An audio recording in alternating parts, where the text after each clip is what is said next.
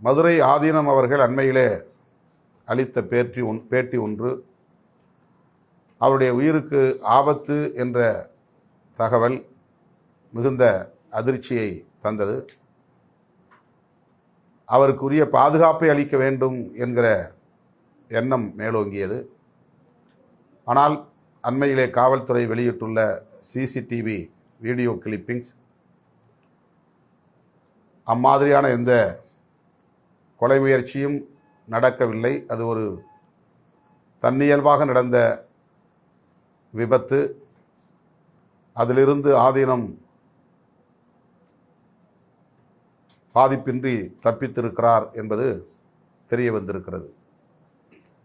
மிக உயர்ந்த பீடத்திலே இருக்கிற ஒரு பீடாதிபதி, ஒரு மடாதிபதி, சமூக பதற்றம் ஏற்படாத வகையில் பொறுப்புணர்வோடு கருத்து சொல்ல கடமைப்பட்டவர், வழிகாட்ட கடமைப்பட்டவர். சமூக அமைதியை நிலைநாட்டுவதில் அவருக்கு மிக முக்கியமான பங்கு இருக்கிறது. ஆனால் அவர்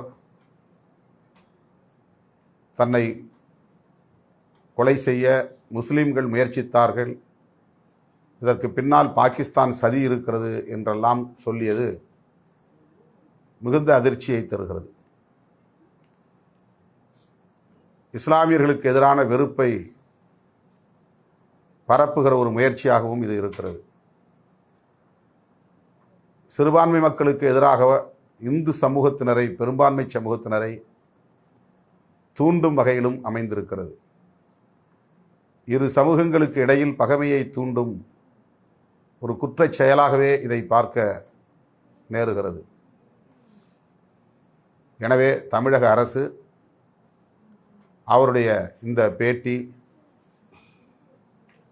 சாதாரணமானது என்று கடந்து போய்விடக்கூடாது. இதை கருத்தில் கொண்டு உரிய நடவடிக்கையை மேற்கொள்ள வேண்டும் என்று விடுதலை சிறுத்தைகள் கட்சி வேண்டுகோள் விடுக்கிறது.